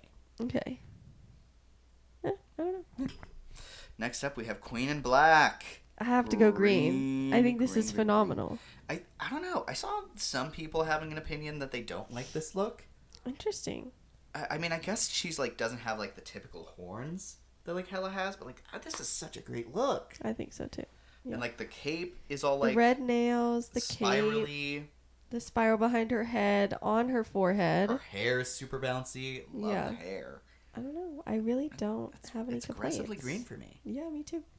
Next up, we have the Reborn King in Black skin. This is Venom with the Phoenix Force power. Your thoughts? I fear I'm gonna say red for this one. I don't know why it looks really weird to me. I don't know. Maybe between red and yellow because I do like the fire details. It almost looks like on his shoulders they're almost like feather-like. Mm-hmm. And he has a little bird tail as well. Yeah. Bird tail, bird The head talons. is like really putting me off. I don't. Because it's a beak. I And he's- don't like. he's- I he's don't open up to- like it. It's giving Midsommar with like the bear. Also, a detail you can't super tell here, but the little phoenix emblem on his chest. You can see his chest and nipples through it. Oh God, I'm gonna say red. I'm gonna Sorry, guys. This one's a yellow for me. Okay. Specifically, also on this point, there's an emote that came with this skin where, like, he, like, half of his face gets covered in symbiote. And he, like, looks back and forth. And it's like, okay, but I can see your... And I was under the assumption before I got it that it's like, okay, so this is, like, for other skins that don't have his face revealed. And he's able to kind of, like, show his face and be like, hey guys, remember there's a person in here? Yeah. But then that was an emote that was only available for this skin. And I'm like, what? I don't know. You're covering up his face. It's weird. It's a very weird emote, I thought. But I don't know. I like what they were going for. I would have worked with the head a little more. Uh-huh. Next up, we have Phoenix Widow. You know, again, I don't mind the red on this one as much, but it needs fire. Where's the fire? Absolutely. For me, red. Me too. There's no fire, like zero. This is like very uninspired. I wouldn't even, like, if I didn't have the reference of the others, I would not have guessed that this is a Phoenix skin. Because where's the fire? Yeah. So that's underwhelming. Completely agree. Old Man Strange. I fear red for me. Yeah. Maybe like in between yellow and red, but I would still put Yeah, me too. It's weird. This is a part of the Wasteland thread. You'll see a couple of characters having like post-apocalyptic, think like Old Man Logan-esque Yeah. skins. Mhm. There's a couple of those that you'll see here. But this was our first one. Yeah. Next up, we have Phoenix Fist. I fear this one or Namor is probably my favorite. I would Out of agree. all the And I would ones we've choose this seen. one. This is a great skin. This is, I agree. Next up, and green. Yeah. Obviously green. Yeah. Next up, Symbiote Thing. Ooh, you know, I kind of like it. I like the mouth. I like the 4 in the blue. Everything, yeah. And there's I an would say emote that he green. has where he like gets down on all fours like a gorilla and yells. Okay. It's a green for me. Fun. Chaos Phoenix. Yes, this was and now we're going into skins that came into the store, so you had to Okay. buy these ones. Okay. This was the skin that came along with Phoenix's original character drop. So this is Phoenix infused with chaos magic. I fear I love this from what I can tell. I think it's pretty great. The biggest detail you can't see is that this like sash around her kind of goes off into like a little quill thing, like feathers Okay. kind of coming up on the side. Mm-hmm. I think it's fun. I maybe wish it was. It has a lot more of that like meteor stuff on her, Yeah. which is clearly about a big part of her initial character design. And Yeah. I don't love it, but I accept it. Okay. This is, I think, a yellow for me. One of the higher yellows for me. I can see that. Yeah. I just really like her crown. So. Sure. I So you're like the green? Pink. Yeah. Breezy Butterfly. Ooh. This is Psylocke. Yes. I love this outfit. I've seen this outfit before. I love this outfit. Very green for me. Mm-hmm. For sure. personally. And then this one has a special VFX bonus thing where whenever she does her attack, where she kind of has a bubble and she just kind of slings to attack everyone in that bubble. Okay. The bubble itself has like waves and stuff to it now. that you Cool. can add. Fun. It's a green for me. I think Yeah. super fun, super cute.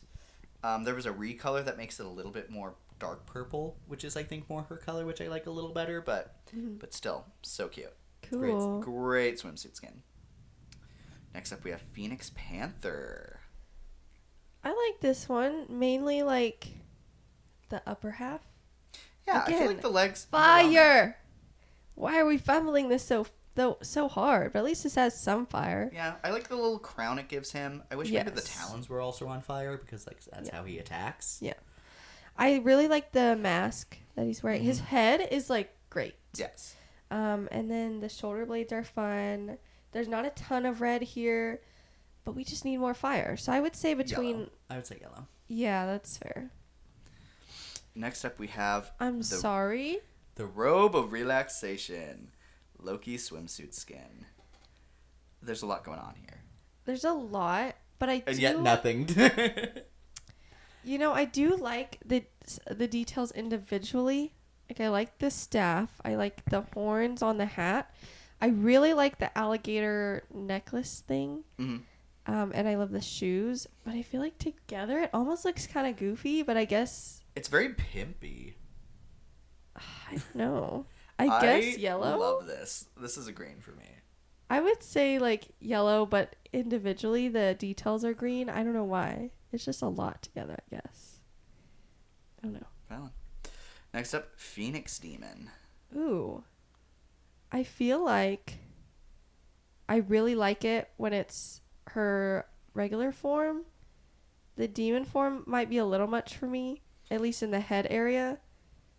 But I like the tail that's going on, or whatever this is. I don't know. I'm a little flipped. I really like her demon form, but I wish her human, like the basic form, had a little more fire. That's fair, but I really like the chest design- area where The it design, has jacket, the yellow. horns, I like it all. Add fire. It's high yellow for me. It's between green and yellow for me. Yeah. Next up, we have the 4 Fantastic Four First Step skins. Her. I think these are, again, great adaptation from the movie. Yeah, Yeah. I agree. I'm happy with it. I would say Especially for Sue and Johnny, I think are great. I agree. I think they adapt the best. Mm-hmm. I would say green for those two, yellow for Thing and Reed. Yeah. They also have a fun little thing where each have a different emote of like 1, 2, 3, and 4.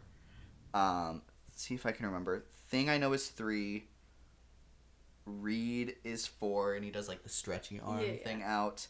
Sue turns invisible and holds up 2 peace signs where her arms are visible. Aw. And then Johnny has like the one finger up and it's on fire. Per. So I just think it's a cute little detail.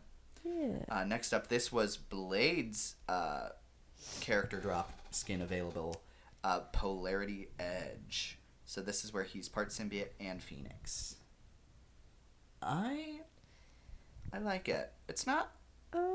I would say it's in between Yellow. green and yellow for me, but I would still go green. It's hard because it's also his best skin yet. Okay. I would still say yellow because I feel like he has such potential for great outfits. So. Yeah, but I also really like, you can't see it from here, but he has like a earring that's purple here, and then he has like a fire earring on the other side, which I think is also nice. Oh, that would be fun. Yeah. Yeah, I like it. Yeah. Next up, Polarity Bond, where we Ooh. have Phoenix and infused dagger and symbiote cloak. I love this. This is very green for Very me. aggressively green. Yeah. Ugh, I love it. I love Cloak's dreads. I think they look great. Yeah. I think they both have some very fun emotes where like Cloak can like have like a symbiote come out of like symbiote and mouth come out of his Okay. cloak. Cool. And then Dagger can have like the Phoenix behind her. That's cool. So fun. So does, and her hair looks crazy. It's like 6 or 7 different like braids going down the entire back of her head. Well, and it has, even if there's not a lot of like visible fire, it looks like there is because the color. She's very glowy, Yes. which I think really helps. Very cool. Yeah, green, green, green. Next, Chaos. Phoenix Ooh. Chaos. This is also aggressively green for me. This is my favorite skin in the game so far. Yeah. Her hair is great. Her crown is great. I think the dress, the purple, looks amazing on her. Ugh, and the And- white hair. Yeah. I think the hair, you know, some of the other ones, Phoenix skins, it looks simple because there's not a lot of fire. I feel like there's not a ton of fire here, but I think there's just enough. The bright purple dress and the bright hair, I think, really make up for it. I don't know, like the flame infused crown and the Phoenix like being like glowing and going like radiating off of her. Yeah. I love. Yeah. Next up, we have Polarity Soldier. This is the Winter Soldier with Phoenix Oh. and symbiote. I feel like I like this. I really like the beak. I think that. I don't know. I feel like the beak was the hardest thing for me to kind of get around when it first dropped out. You can't see, Really? but the back of his hair also has symbiote like flow and like Tendrils? tendrils on the back that flow with it. I don't know. I like it. I would say like yellow for me. This is, I would say yellow, but it's the in between green and yellow. Okay. Next up, we have Wasteland Mech Penny Parker. So she has a little cat helmet, and I think the mech is supposed to look cat-esque. Huh. I like the cat helmet and like nothing else. Yeah, this is a red for me. Yeah, me too. The cat helmet with something with some other design I think could be really fun, but not here. Next up we have Iron Man Extremebeat. I feel like this is yellow for me. Any part that's not covered in like the whatever tendril thing is going on here, I'm not loving, but I really love the gold tendril things. I love how that looks. I completely agree. So I would say yellow since it's kind of that 50-50. I agree. That is everything in season 3. This is now season 4. Specifically right now, it's the battle pass. Okay. So first up is Abysmal Glow. So even though that season has ended, we have Luna Snow with both Phoenix Force and Symbiote. I think this looks like, from what I can see, a great combination of the two. Yeah, it's very interesting because he also doesn't have powers. She has a power set that doesn't have anything to do with either of those things too. So it feels very busy. But I don't know. I kind of like it. I like it. Yeah. I think it works. It's a green for me. Yeah. Next up, our first recolor of the season, Winter's Veil. Oh, I mean, I like it. I think I like the silver. All pretty. I like anywhere there's silver. I like the mask. The white streaks. I would say I this like is the probably white a streaks the yellow. most. Everything else, I fear red because what a waste of a spot in Battle Pass. Oh, yeah. Starlit Outlaw. This is another Wasteland outfit for Star-Lord. Ooh, I personally like this one. I also like this. I would think say like this between is... yellow and green, maybe green. I would say I'm going to lean more yellow because I think it's still a little simple, but I do like it. Like the chest up, I think is amazing. I would say the pants could have used more stuff. Yeah, especially for Star-Lord, you know. Yeah. Next up, we have Golden Age Captain America. That's him on the right. I remember when you first saw it, you were like, "What's the difference?" So this is what he typically looks Listen, like on the I don't left. play. I don't know what he usually looks like. So this is a very comic accurate original outfit. Yeah. And people love are it. eating it up. Yeah. Green. This is a green for me. Ooh. Next up, Old Man Hawkeye, another Wasteland skin. I love this old man Hawkeye versus like the strange one. Mm-hmm. I like the purple details a lot. The cape, the coloring on the bow. I like. It looks like there's a scar on his eye. Maybe. Yes. That's kind of cool as fuck. I would say This green. is a green for me as well. I completely agree. Next up, this one is labeled Astral Wanderer Strange. Oh, I love this one. This one, I will say, works in universe. Okay. Even as a recolor, because his whole thing is he starts out the whole storyline being astrally projected because he kind of holds the universe together whenever it's first being destroyed. Yeah. And he's stuck in the mirror realm in a bunch of different shards. So he's communicating to a lot of people in astral form. So this works for me. Yeah. But I would still say high yellow, which is a lot for a recolor. Yeah. Next up, we have the Dark Phoenix look. I also really like this one. I like this one a lot. A complaint about it is that it's just a recolor of her original outfit. Okay. I disagree. However, I will say this is like what her outfit should have looked like to start. Her hair looks really cool. I love her hair. Yeah, for sure. I would say green for me. I'll also say green. I fear I disagree with a lot of those statements I just brought up. But, Yeah. But I love it. I love it a lot. It's good to point it out that people are saying that. So, for sure. Next up, you've seen it. You loved it. Immortal Firebird Loki. Oh, yeah. High green for me. High High I green. love like the bird feet. Love. Yeah. Next up, the Trial of Magneto. This looks cool. It's directly from X-Men 97. Yeah. And then what you can't see, I don't know if you remember, but when on his character, he has this like metal ring behind him that he can use to make the weapons that he fights with and like the projectiles come out of it. Yeah. On this skin, it's chains because he's in jail. Okay. I fear this is an easy green. Me too. I love it. Yes. Okay. The last skin of the Battle Pass is Moon Knight Mech from What If Season 3. The funny part about this, as people have pointed out, is that in the like video when you select the skin, it shows Moon Knight in the mech, and then it like zooms out to the giant mech, meaning that anytime you use it on a map, there's a 3-inch Moon Knight in the head of it. Dang. But I fear I still love the design, and I think that's really funny, so it's green for me. Yeah, I think so too. Ooh. Next up, these are some more mini Battle Pass skins. Okay. We have Azure Blue for Invisible Woman. Green. Love the logo. Yeah, I love the glasses. I love the hair. It goes with the outfit well. Like, it's great. Yep. She also has the ability to add a visual effect to her ultimate ability where it has waves in her little bubble of healing and visibility. Very fun. Next up, we have Oceanic Harmony with Mantis. That looks cool. Another green. I Yeah. love that it looks like... I don't know. I love the look. I've seen people point out this is like based off of an actual comic look that was like just an outfit that they just kind of transitioned into a swimsuit. I think that's so fun. Yeah. Her visual effect added to this skin with her ultimate ability is that she like stands on like a coral reef thing Cool. for a second, which looks really cool. Mm-hmm. Another easy green for me. Cool. Next we have Ooh. Sunny Sizzler. Wow. I Green, love green, this. green. Yeah. And whenever he ults, the shirt burns off of him. Green. Slut. Mm-hmm. Next up we have Rocky Tide. They love giving things skins recently.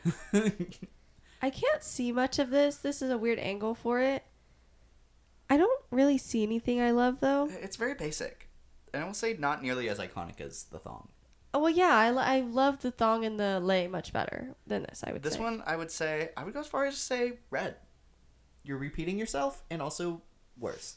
Yeah. Next up, we have the Wasteland Robot. This one, I would say it'll go to yellow for me, but it's somewhere between green and yellow. I would say yellow aggressively for me. What I really like about this is that there's like a animation that you can see where he's like building himself together in like a desert and like Okay. he's like rolling into each other. That's I don't cool. know. I feel like after I see that, it works a lot better for me. I remember Okay. like being like, oh, that's a cool skin when I was like seeing it online, but then when I Yeah. saw it in the game, I was like, oh, I actually really like that. Yeah, cool. Angela's season drop skin, Scold 2099. And it feels like this is the start of a bunch of 2099 skins they're trying to put out. I like this, actually. I like it's covering her eye, the red whatever that's coming from under that mask. And another thing to note in the lore of this, so in 2099, Public Eye is kind of like the digital fascists that kind of run everything. Okay. And so it seems like the lore being told with this outfit and like the little description of it is that she's like a mind-controlled like kind of puppet of that system. Mm-hmm. And then she's like trying to get out of it, which is why she's, a character or whatever. Yeah, I don't know. This works for me. I like the pink hair. I like the whatever's wrapped around her arm. I like the wing. I feel like, usually I've seen them have red and pink go together well. And I would say for me it works again here. For me, it's a yellow. I would say like between a green and a yellow for me. Sure. Next up, we have Aqua Arsenal with Punisher. How are we feeling? I like that the skull is on the gun. What about on the Speedo? That's what's sad. I thought it was just like polka dotted. I was like, okay. I mean, I like the vest that he's wearing, That's a towel. or yeah, whatever. The necklace. For me, I this would is a green. say- I would say yellow for me. And then whenever in his ultimate ability, it's like his same like crazy weapon, but all water guns. Okay. I love. Cool, I love. cool. The Grim Lady. Ooh. This is the start of a like Old West. This is a Streaming high green outfits. high green for me. Mm-hmm. I love this skin. This is great. It's giving. And whose is this? Hella. Okay, I thought so. Yeah. It's giving. Oh, what's her name? Lady Dimitrescu. I don't know if you know her, but she's from one of the Resident Evil games, and she's a very tall woman with a crazy hat. Okay. And she's like one of the main antagonists, and people love her. Cool. It's Very it's fun. giving that. I love that. Mm-hmm. And that is all of our skins. Okay.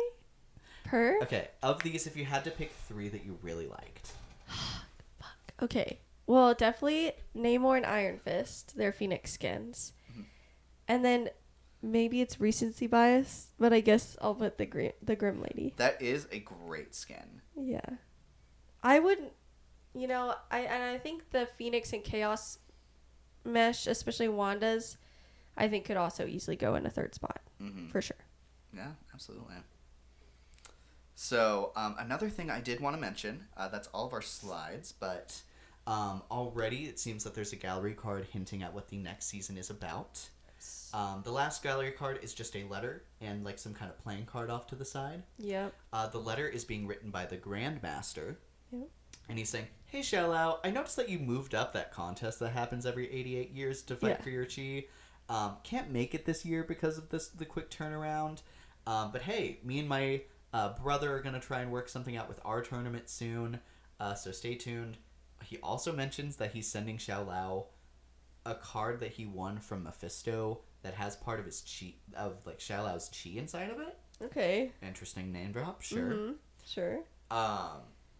Very exciting. There's also talks that Rogue or Gambit are going to be the next characters involved. With the card, yeah. The card that does makes lean sense. into that. Yeah. But I'm very excited, not only because I love those characters, Yeah. but with the Grandmaster and the Collector, I'm super excited to see what they want to do with the Contest of Champions, because I love that in almost every medium I've seen it. I would say even though I really like Thor Ragnarok, it's like my least favorite version of the Contest of Champions, because what it really is it's like a sibling rivalry between these two elder gods, and they collect heroes to fight each other from around the world and universe, and they put them in like a random map. Okay. Like a random place randomly in the universe. Like Hulk versus Dracula in the Amazon rainforest. Okay. And it's like crazy mashups. You can play a lot with like different characters out of their element, how they get into their element, how they fight against each other. I've seen some very interesting stuff with that. I don't think it'll get anything super crazy because they've already mentioned a lot about the Collector's amusement park, which is where he had captured Mantis, Jeff, and Psylocke at the start of this season. And they talk a lot about going back and freeing all of the other prisoners there. I'm going to guess that's probably where Rogue and Gambit are, although they aren't specifically mentioned there. I can't specifically guess why those would be the heroes involved in it, but I guess we'll see. It's very exciting. I can just imagine all the fun stuff they can do. I think Gambit specifically would be very exciting with his cards being thrown out and like them exploding. Yeah. They have some stuff. Hela has an ability that's very similar to that I think would be very interesting. Rogue, I think there's a lot of potential with, because she can fly, she has super strength. Her drain ability is very interesting. Could there be some kind of healing element where she like steals life from enemies and gives it to others? That would be cool. Is she going to be another flying tank? Just a lot of interesting stuff. Does she, what would her ult be? Are they going to do something with her power stealing ability? Yeah. So much potential. I'm very, very excited to see how those characters develop. Those aren't confirmed. Those are just heavily rumored. And I will say, so far, I don't think those rumors have been super wrong. In any case, we know those are two characters that are being worked on as we speak. Yeah. I will say some of the other characters that I've heard some like stuff, and like people are even like saying they've like found like ability information about. We've seen Hive, which is the villain from Agents of S.H.I.E.L.D., like the giant elder god that can like take over people's minds, and he's all tentacly. I've seen some stuff about him being a tank. He's also in the Hydra map. He's like the creature that's trying to like get out. So someday we'll return to that the same way we returned to Clintar. I'm excited for that. I've seen MODOK is apparently in there somewhere. I think he'd be an interesting tank. Very interesting. Charles Xavier as Professor X, but can walk. Oh. Yep. In the Krakoa timeline, he's able to walk again. I think it'd be cool if he had his chair, but then if the chair could like I feel fly, like that would be an emote. that would be so cool. Aw. I'm trying to think of some other characters. I think Valkyrie is being talked. Good. Valkyrie. I know Daredevil, Deadpool. Oh, well, Daredevil's this season. Yeah. Deadpool. Be fun. Hitmonkey, I think I've heard, is in there. Okay. I want to say her name is Snowbird. I think. Songbird? No, Snowbird. Okay.